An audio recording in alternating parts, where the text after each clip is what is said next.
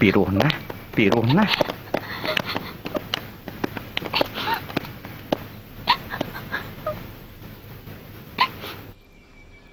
ស្ដាប់ហើយពិតជាជក់ចិត្តមែនមិនតែប៉ុណ្ណោះដូចជាមានអត្ថន័យបង្កប់រឿងពិតនៅក្នុងបទចម្រៀងនេះតើមែនទេមែនទេលោកជាវាវាំងព្រឹកកណាថ្លៃពិសេសបទនេះខ្ញុំធ្លាប់ឮពីមុនមកទេស្ដាប់ទៅគួរឲ្យសំណោកណាស់ក្រាបទូល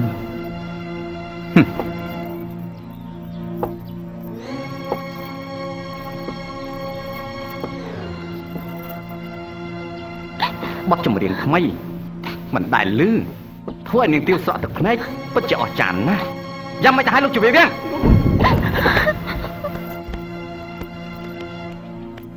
យ៉ាងម៉េចលោកជាវាវាំងពីរត់ដល់ថាស្លាប់ហើយអូយព្រះពរម្ចាស់បទចម្រៀងថ្មីគួរឲ្យសំណោះសំណៅ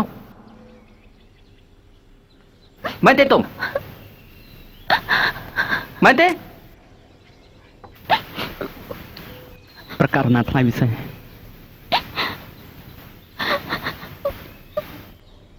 អត្ថន័យពិតរបស់ចម្រៀង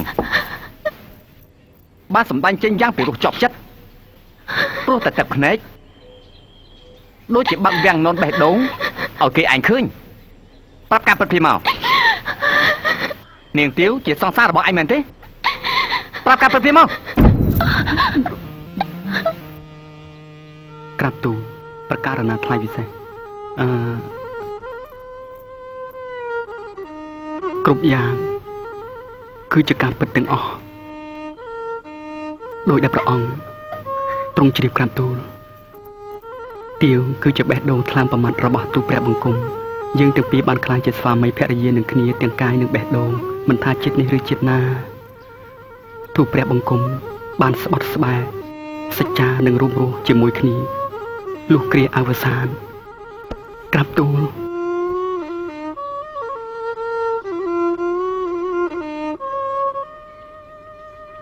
ទាវឆ្លើយការពិតមកមើលរឿងដែលទុំនិយាយគឺជាការពិតទេយើងមិនយកទោសនាងទេ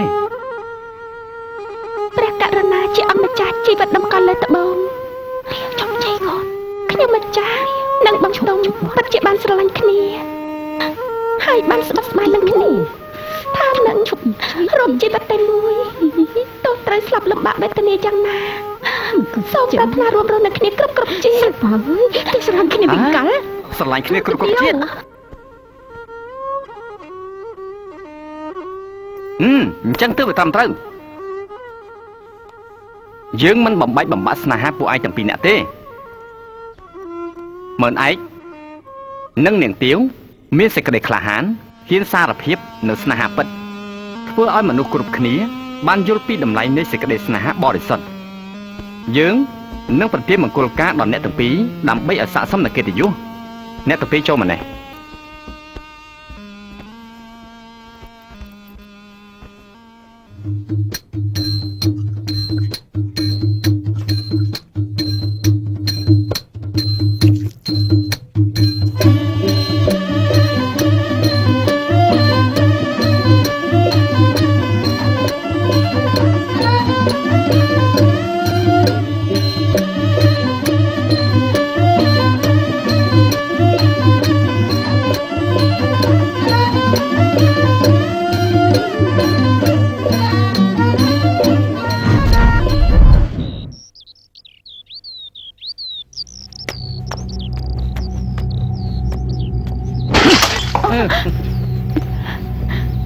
មិនបាច់មកនិយាយថាខ្លួនត្រូវទេខ្ញុំមិនចង់ស្ដាប់អ្វីទាំងអស់បាក់មុខបងទាំងគេទៅជួបដុំមានតែត្រូវស្លោចូលគ្នាវាគ្មានទៀតទេតែជីមិនស្វាគមន៍តែទៀតទេលោកម្ចាស់នេះគឺជាព្រះរាជបញ្ជាដែលមិនអាចជំទាស់បានខ្ញុំក៏ចង់ឈាមណាស់ដែរកូនទាវត្រូវមានបុណ្យខ្ពស់ផុតអស់ទាំងស្រីបើជាបានតែអត់ទៅមនុស្សខ្ចាត់ព្រាត់ទៅវិញមិនដឹងជាវាមកតាក់តងកូនទាវតាំងពីពេលណាបើជាវាប្រហើនមកអូតអាងថាកូនទាវជាប្រពន្ធរបស់វាតើតែព្រះករុណាប្រោះប្រទានឲ្យវាដូចនេះលោកម្ចាស់ខ្ញុំសុំបងលោកម្ចាស់ចេញទៅ លោកម្ចាស់រកវិធីជួយខ្ញុំផងទៅលោកម្ចាស់ខ្ញុំសូមវល់លោកម្ចាស់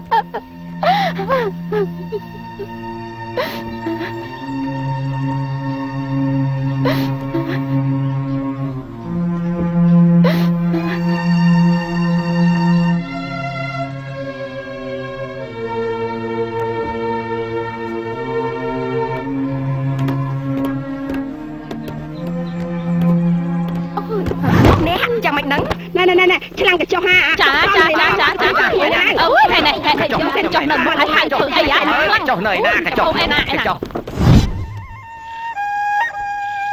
ចេញទៅក្នុងចា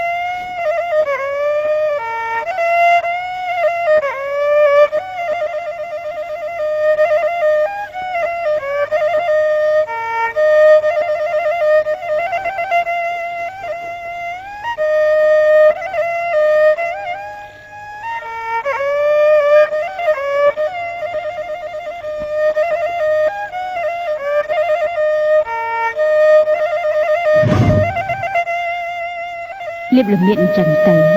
ស្បែករបស់កូនភ្លឺឲ្យរលោង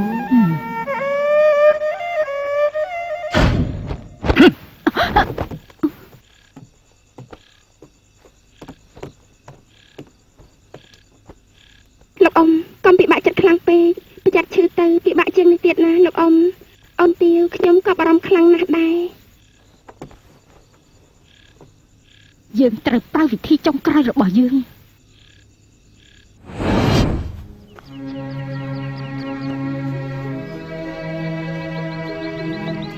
មានមកស្លាប់ខ្លួនតែរបស់គេស្រឡាញ់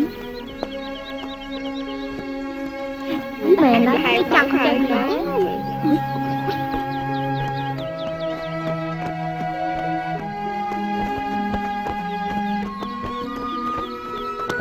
ស្ត្រីមានរូបសម្ផស្សជាសម្បត្តិមានបុណ្យកុសលជាព្រេងវាសនារហូតក្លាយជាក្តីប្រាថ្នារបស់ព្រះរាជាដែលមានការច្រណែននន្ទាពីក្រមុំទូទៅតែព្រោះក្តីករុណារបស់ព្រះអង្គដែលធ្វើឲ្យស្នេហាយើងសំតាមបំណងតែពីបីដូចជាយកផ្កាសួរមកប្រឡាក់ធូលីទៅវិញទេគ្មាននរណាម្នាក់ធ្លាប់បដិសេធក្តីស្រឡាញ់ដែលមានចំពោះមុខបានទេទាវមានក្តីសុខណាស់ដែលបានរស់ក្បែរបងហើយចិត្តនេះប្រាថ្នាសូមមានស្នេហាតែមួយចិត្តមួយថ្លាមួយរហូតអស់មួយជីវិត